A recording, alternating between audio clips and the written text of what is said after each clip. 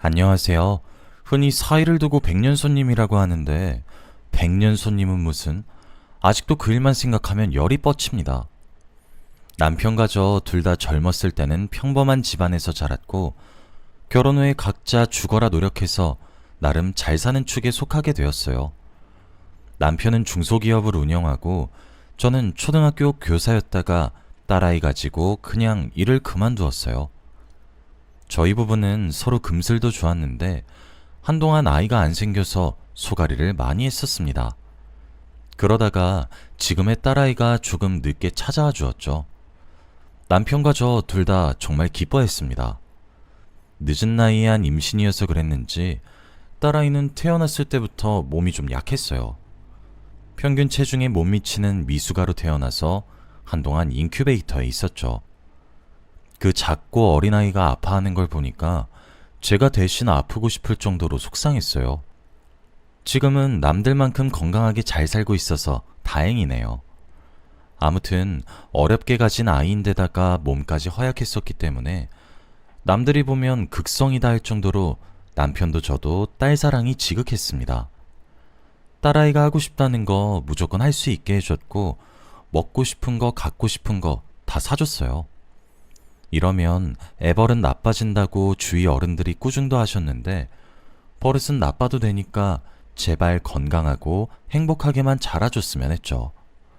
다행히 딸아이는 풍족한 환경에서 순하고 착한 성격으로 자라줬어요. 아이가 집에서는 자기 세상처럼 지내는 반면 밖에서는 낯가림이 심하고 소극적인 게 조금 걱정스러웠지만 그래도 큰 문제라고는 생각 안 했습니다. 딸아이가 크면서 자기 재능이랑 적성을 찾아갈 수 있도록 최대한 많은 걸 경험하게 해주고 싶어서 미술과이며 무용이며 성악까지 시켜봤는데 어느 순간 딸은 요리를 배워보고 싶다고 했어요. 자식이 하고 싶은 건 다 응원하고픈 게 부모 마음이긴 해도 수많은 일들 놔두고 왜 하필 요리인가 싶어 조금 안타까워했어요. 제가 옛날 사람이라 그런진 몰라도 요리는 누구나 할 수 있는 거라 생각했고 요리사란 직업은 뭔가 사회적 성공이랑 멀리 있는 것 같다고 느껴졌거든요. 혹시라도 독립하거나 시집가면 지겹도록 하게 될 텐데 왜 굳이 그걸 직업으로 삼아야 하나 싶었죠. 그러다가 딸이 저 몰래 요리학원에 등록해서 다니는 모습을 보고 딸아이의 열정이 진심이구나 싶어 제가 한 수 접었습니다. 기왕 요리사 될 거 그 분야에서 최고가 되라는 마음으로 남편과 상의 후 딸아이를 프랑스에 있는 제일 유명한 요리 학교로 유학을 보냈습니다. 생각해보면 저도 하고 싶은 일은 따로 있었는데 현실적으로 생각해서 초등학교 교사 일을 선택했던 거였어요. 저는 못했지만 딸만큼은 원하는 꿈 이뤄주고 싶어서 쉽지 않은 결정을 내렸습니다. 자식이 아무리 성인이 되었다 해도 부모 입장에서는 늘 애 같잖아요. 마음 같아선 딸 유학길에 따라가고 싶었는데 참고 얼른 딸아이 한국으로 돌아오기만을 기다렸어요. 딸이 귀국하던 날 정말 오랜만에 새 식구가 모여서 함께 저녁할 생각으로 딸아이가 좋아하는 반찬을 해서 상다리가 부러지게 저녁을 차렸습니다. 그런데 딸은 웬 남자 외국인과 함께 집으로 돌아왔어요. 아무리 사회가 개방적으로 변했다지만 모르는 남자를, 그것도 외국인을 집에 데리고 와서 남편과 저는 얼어붙었죠. 딸아이가 어색하게 웃으면서 미리 말 못해서 미안하다고 유학 중에 만나 2년 동안 만나고 있는 남자친구라고 말하더군요. 그동안 언질 한번 없더니 저 몰래 2년 동안 누굴 만나고 있었다는 사실에 깜짝 놀랐습니다. 게다가 딱 봐도 딸아이보다 나이가 좀 있어 보여서 몇 살이냐 물으니 딸아이보다 9살이나 많다고 하더군요. 제가 듣기로는 서양인이 동양인보다 노화가 빠르다고 하던데 9살이나 더 많다니 좀 탐탁지 않더군요. 저희들 다 당황스럽기는 해도 일단 예의는 차려야 하니 딸아이의 남자친구라는 사람을 식탁으로 안내했죠. 넷이서 다 같이 밥을 먹는데 딸의 남자친구는 숟가락을 쓰는 건지 마는 건지 밥을 몇 톨인지 셀 수 있을 정도로 깨작깨작 먹고 젓가락질도 못하는지 반찬을 식탁에 이리저리 떨어뜨렸어요. 아무래도 외국인이니까 어쩔 수 없겠구나 싶어 포크를 가져다 주니 포크로 제가 담근 나물을 푹 찍어서 먹는데 표정이 일그러지다가 몇 번 씹다가 휴지에다 뱉어버리는 겁니다. 솔직히 여기서 좀 기분 상했어요. 아무리 외국인이라 쳐도 밥상에서 지킬 예절은 어느 나라나 다 비슷할 거 아닌가요? 최소한 밥 먹다가 그걸 만든 사람 앞에서 뱉는 게 예의 바른 행동이라고 가르친 나라는 없겠죠. 혹시나 제 나물이 문제인가 의심하는 분들도 계실 것 같은데 나물은 괜찮았어요. 남편도 딸아이도 다 잘 먹었거든요. 게다가 딸의 남자친구는 나물뿐만이 아니라 제가 한 모든 반찬을 집어서 냄새만 조금 맡다가 입에 대지도 않고 다시 내려놓더군요. 제가 한 음식이 무슨 애기 똥 기저귀인 양 굴더군요. 딸의 남자친구가 하는 행동 때문에 식사 자리 내내 공기가 어색했습니다. 딸은 어떻게든 이미 기분이 상해버린 저를 이해시키려고 노력하고 남편은 용기 내서 딸의 남자친구에게 말을 거는데 딸의 남자친구는 멋씹은 표정으로 입을 꾹 다물고 있더군요. 그것 때문에 딸에게 혹시 남자친구가 한국말을 아예 못하냐고 물었는데 그것도 아니래요. 웬만한 일상 표현은 다 할 수 있을 정도로 능숙하다는 거예요. 결국 일부러 남편의 말을 무시하고 있는 거란 결론이 나더군요. 그날 딸의 남자친구가 돌아가고 딸은 더 기절할 만한 얘기를 꺼냈어요. 사실은 그 남자와 결혼하고 싶어서 오늘 저희에게 소개시켜 준 거라고 하더군요. 딸이 좋다는데 어쩌나 싶다가도 정말 그 남자만큼은 싫더라고요. 당장 오늘 하루만 봤는데도 도저히 딸을 행복하게 만들어줄 것 같지 않았어요. 딸에게 다시 생각해보라고 해도 딸은 그 남자가 좋다고 고집을 피우더군요.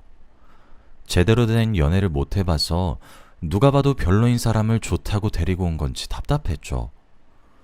솔직히 딸의 남자친구는 객관적으로 봤을 때 콧대도 높고 키도 큰데다 미남이긴 했어요.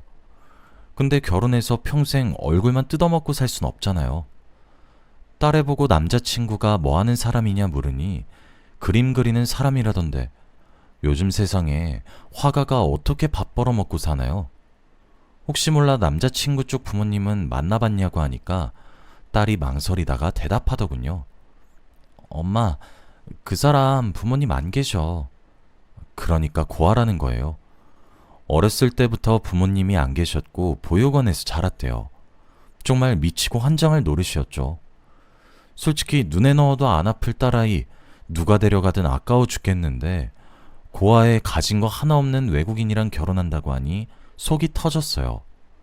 그나마 남편은 저보고 진정하라고 아직 한 번밖에 안 만나보지 않았냐고 몇 번 더 보고 판단해도 늦지 않다고 말하더군요. 사실 몇 번을 만나봐도 첫인상과 조건이 너무 별로라 시간 낭비나 다름없을 것 같았어요. 몇 번을 만나든 전 무조건 반대할 생각이었습니다. 그런데 일이 제가 생각했던 대로 무조건 풀리진 않더군요. 딸이 임신을 해버렸어요. 제가 반대한다는 걸 알고 일부러 그런 건가 싶어 순간 화가 나서 너 지금 엄마한테 임신으로 반항하니? 생명이 장난이야? 하고 다그쳤어요. 그랬더니 딸은 아니야 엄마. 하늘에 맹세코. 나 진짜 조심했어. 이상하다. 이럴 리가 없는데. 이렇게 말하면서 자기도 당황해하더군요. 거짓말인 것 같진 않았어요. 이미 생겨버린 생명을 어찌할 수 없는 노릇이라 결국 동네 창피하지 않게 울며 겨자 먹기로 딸아이의 결혼을 서둘렀습니다. 딸아이의 남자친구를 불러들여서 딸아이의 임신 소식을 알리니 깜짝 놀랄 줄 알았는데 의외로 덤덤하더라고요. 그걸 넘어서 그럴 줄 알았다는 듯이 묘하게 웃기까지 했죠.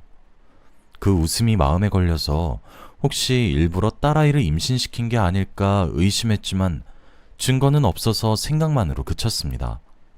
아무튼 딸은 그렇게 결혼하게 되었어요. 결혼식 날 딸이 아까워서 어찌나 울었는지 모르겠습니다. 남편이 그만 좀 울라고 모르는 사람이 보면 초상집인 줄 알겠다고 할 정도로 많이 울었죠. 결혼하고 아이 낳을 동안은 딸의 부부를 저희 집에서 데리고 살기로 결정했습니다. 임신하는 바람에 주방에서 일하는 건 위험하니까 직장에 다닐 수도 없을 거고, 그렇다고 사위가 이렇다 할 경쟁력이 있는 것도 아니었으니까요. 아무래도 딸애가 서둘러서 결혼한 데다 상대가 외국인이다 보니 주변에서 많이 궁금해했는데, 체면이 있어서 차마 사실대로는 말 못하고 사위는 프랑스에서 유명한 갤러리를 운영하는 예술가라고 대충 둘러댔어요. 하지만 예술가는 개뿔. 사위는 딸과 결혼하고 아무런 경제활동도 안 했고 그림도 그리지 않았어요. 나중에 알고 보니 그림도 말이 좋아 그림이지, 관광지 같은 데에서 푼돈 받고 사람들 초상화 그려주는 일로 겨우 벌어먹고 살았다 하더군요. 사위는 이대로는 안 될 것 같았는지 남편과 제게 앞으로 진지하게 그림을 그려볼 생각이라고 말하더군요. 뭐 아무것도 안 하고 백수건달처럼 지내는 것보다야 뭐든 하는 게 좋겠다고 좋게 말해주긴 했는데, 다음 말이 압권이었습니다. 그림을 그리려면 작업실이 필요하다고 아파트를 하나 해달라는 겁니다. 너무 뻔뻔하게 요구해서 진짜 한 대 걷어 차주고 싶을 정도였는데, 어쨌든 나중에 아이 낳으면 딸과 사이도 분가하긴 해야 할 테니 그거 생각해서 남편이 가지고 있던 40평짜리 아파트 하나를 증여해 줬습니다.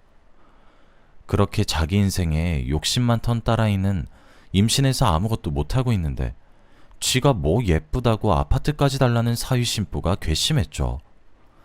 딸아이 출산을 앞둔 어느 날 미리 축하하는 셈치고 사위도 포함해서 온 가족이 레스토랑에서 밥을 먹고 있었습니다.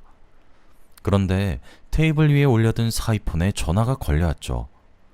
화면을 보니 국제전화였는데 그걸 본 사위의 표정이 묘하게 굳는 겁니다. 딸아이도 사위를 보고 웬 국제전화? 당신 친구나 뭐 아는 사람 아니야?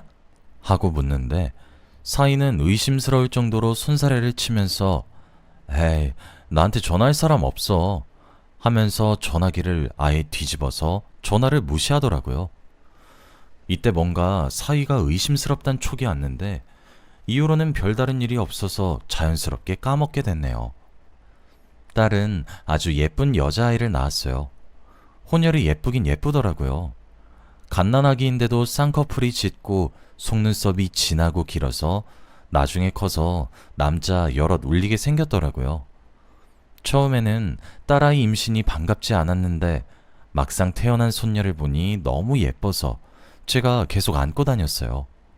근데 사위는 태어난 자기 딸을 보고도 몇 번 대충 안아주고는 말았어요. 딸이 태어나고 집에 돌아온 후에도 사위는 그 잘난 예술한답시고 거의 하루 종일을 작업실에 틀어박혀 있었고, 어떨 땐 집에 안 들어오는 날도 있었습니다. 모든 육아는 딸아이가 독박으로 뒤집었었죠. 딸이 집에만 머물면서 손주를 돌보고 하니까 자기 인생이 너무 지루한 것 같다면서 아이가 밉진 않은데 솔직히 너무 답답하다고 제게 털어놓더군요. 그래서 기분 전환할 겸 손녀는 내가 볼 테니 딸 보고 친구도 만나고 외출도 다녀오라고 했어요. 그런데 딸이 오랜만에 친구 만난다고 외출한 사이에 사위가 집으로 돌아와서 딸이 없는 걸 확인하자 저보고 신경질을 내는 거예요. 장모님, 유진이 어디 갔어요? 아니, 애 엄마가 애는 안 보고 대체 어디 간 거예요? 외국인이라 한국보다 더 개방적일 줄 알았는데 사위를 보니 꼭 그렇지만도 않더군요. 제가 사위에게 아니, 애 엄마라고 친구 못 만난다는 법이 어딨냐? 걔도 오죽 답답했으면 그랬겠어? 해난 내가 돌볼 테니까 나가서 바람 쐬고 오라고 했어 라고 말하니까 사위는 맘에 안 든다는 표정을 하고 다시 뒤를 돌아 집을 나가더군요. 결혼한 지 얼마나 됐다고 사위는 아예 상전처럼 굴었죠. 처음에는 이 정도였는데 갈수록 딸을 향한 사위의 의처증이 심해지더라고요. 거의 10분에 한 번씩은 전화와서 딸이 어디 있는지 확인하고 그걸로는 못 믿겠다면서 아예 뒤에 배경까지 나오게 사진도 찍어서 보내라고 했죠. 심할 땐 딸이 영상통화를 걸어서 사위에게 그만 좀 하라고, 이젠 믿을 거냐고 말하는 걸 본 적도 있었어요. 사실 손녀는 제가 집에서 보면 되는 거였는데 딸애가 일을 시작하지 못하는 것도 전부 사위의 의처증 때문이었죠. 혹시나 먼 타국 땅에서 처가살이하는 게 스트레스라 그런가 싶어 부부끼리 있으면 좀 나아질까 이참에 작업실로 준 아파트에서 둘이 분가하는 건 어떻냐고 했는데 딸은 나쁘지 않은 것 같다고 고민해보는 반면 사위는 죽어도 싫다고 하더군요. 솔직히 의처증도 의처증 나름이지 사위가 딸을 사랑해서 그러는 것도 아니었어요. 갈수록 딸과 손녀를 신경 쓰지 않다고 있다는 티가 났죠. 하루는 딸이 결혼기념일이라 나름대로 부부 사이를 개선시키려고 사위에게 깜짝 선물 겸 만반의 준비를 했어요. 도움이 되고 싶어 남편과 저도 손녀를 데리고 호텔을 잡아서 집을 나왔거든요. 아무래도 둘이서만 있는 게 좋겠다고 생각해서요. 다음날 새벽에 집에 들어가니까 딸이 자기 방 안에서 혼자 울고 있는 거예요. 이게 무슨 일인가 싶어 영문을 물으니 사위가 아예 집에 안 들어왔다는 겁니다. 아무리 그래도 그렇지 10년, 20년 같이 산 부부도 아니고 어떻게 결혼기념일을 깜빡할 수가 있나요? 알면서도 집에 안 들어왔으면 그건 더한 놈이고요. 도저히 이놈을 용서할 수가 없어서 그 길로 딸과 함께 바로 사위가 있을 것 같은 작업실로 향했습니다. 꼭두 새벽이라 아직 자고 있나 싶어 따로 초인종은 안 누르고 들어갔어요. 원래 저희 남편이 소유하고 있던 집이라 도어랑 마스터키 여분을 가지고 있었거든요. 집안은 죽은 듯이 조용했습니다. 아직 자는가 싶어서 조심스레 안방으로 향했어요. 더블베드에 이불을 덮고 누워있는 형체가 보이길래 순간 딸은 상심했는데 이놈은 속 편하게 퍼질러 잠이나 자는구나. 그동안의 울분이 쌓여 이불을 휙 집어던졌습니다. 그리고 딸과 저 둘 다 못 볼 꼴을 보고야 말았어요. 사위는 어떤 여자와 함께 있었어요.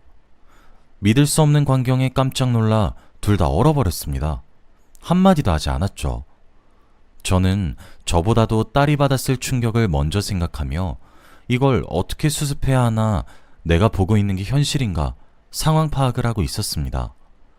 그런데 딸이 갑자기 자기 핸드백에 챙겨 다니는 물통을 꺼내더니 그 안에 들어있는 차가운 커피를 세상 모르고 자고 있는 두 사람에게 끼얹는 게 아니겠어요? 갑자기 커피 세례를 받은 두 사람은 벌떡 일어나더군요. 사이놈은 자기 눈앞에 저희 모녀가 서 있으니 눈만 뜨고는 아무 말도 못하고 그 옆에 여자는 상황 파악을 덜 됐어도 창피한 건 아는지 뒤로 몸을 숨기더군요. 그동안 순하고 화 한 번 제대로 못 내던 여린 딸이 그렇게 언성을 높여 소리 지르는 건 처음 봤어요. 이 미친놈아, 너 대체 뭐하는 놈이야? 집에서 너 기다리는 와이프랑 애 생각은 안 나든? 그동안 가진 거 없는 놈 우리 집 재산으로 먹게 살게 해줬더니 이딴 식으로 뒤통수를 쳐?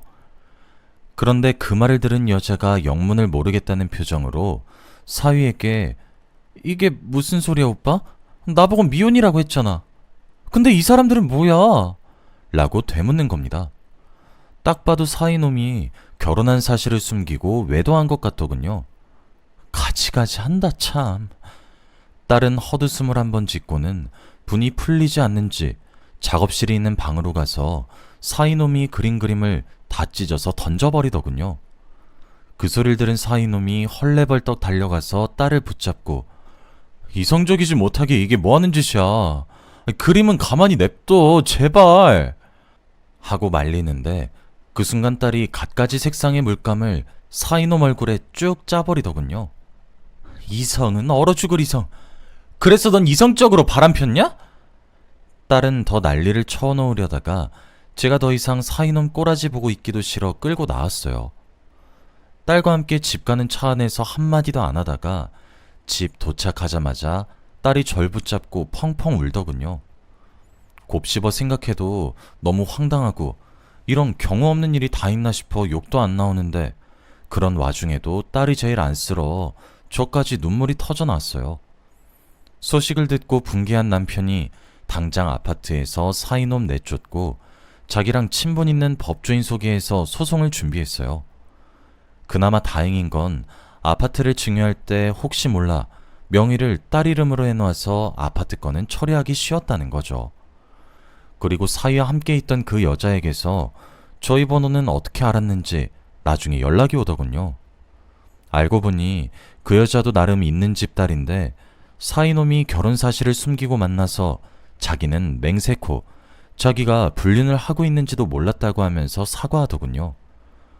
게다가 이 아가씨는 또 사이한테 잠시나마 진심이었는지 나름 결혼까지 생각하고 있었는데 배신당한 거여서 저희 딸만큼이나 도끼를 가득 품고 그놈이 이 나라에서 고개 못 들고 살게 해주자고 제게 말하더군요. 그 덕분에 사이놈은 이미 소문이 날 대로 다 나서 한국에선 자기 원래 하던 미술업계 쪽은 아예 발도 붙이기 어렵다고 하더라고요. 사실 워낙 실력이 없어서 굳이 앞길에 회방 안 놓아도 알아서 망할 것 같지만요. 그리고 그 아가씨가 전해준 말로는 또 사위놈이 사실 고아가 아니었다고 하더라고요. 본국에 부모가 있긴 한데 워낙 가난한 집이라 아예 없는 척 동정심을 사려고 저희에게 거짓말을 친 것 같더라고요. 뭐 이딴 천하의 불효막심한 놈이 다 있나요? 가난하고 부유하고를 떠나서 있는 부모를 죽은 사람, 없는 사람 취급하다뇨. 알면 알수록 사이놈 인간 덜 됐구나 느꼈습니다. 딸은 그 이후로 씩씩한 척을 하긴 해도 손녀를 혼자 키우게 된 데다 손녀를 볼 때마다 사이 생각이 나는 건 어쩔 수가 없으니 딸이 받는 정신적 충격을 걱정했는데 너무 큰일을 겪어서 그런지 오히려 저보다 담담하게 상황을 잘 헤쳐나가더군요. 너무 어린 나이에 손녀가 아빠 없이 자랄까 사회적 시선이 걱정도 됐지만 장기적으로 따지고 봤을 때 그런 아빠라면 차라리 없는 게 나을 것 같기도 했어요. 일이 마무리되고 저희 가족은 생각보다 평화롭게 지내고 있습니다. 딸아이는 이제 손녀도 어느 정도 컸고 유학까지 다녀왔으니 원래 하려던 일을 새로 도전해보려고 한다며 호텔 레스토랑에서 자기가 좋아하는 요리하며 일하고 있어요. 퇴근할 때마다 일은 힘들어도 재밌다고 웃는 딸아이 얼굴을 보면 행복이 멀리 있지 않구나 싶어요. 딸아이 행복이 곧 제 행복이니까요. 처음에 사연 올릴 때만 해도 일이 일이다 보니 이걸 과연 올려도 되나? 자기 얼굴에 침 뱉기 아닌가? 망설여졌는데 막상 쓰고 나니까 속이 다 후련하네요. 사연 들어주신 여러분 감사합니다.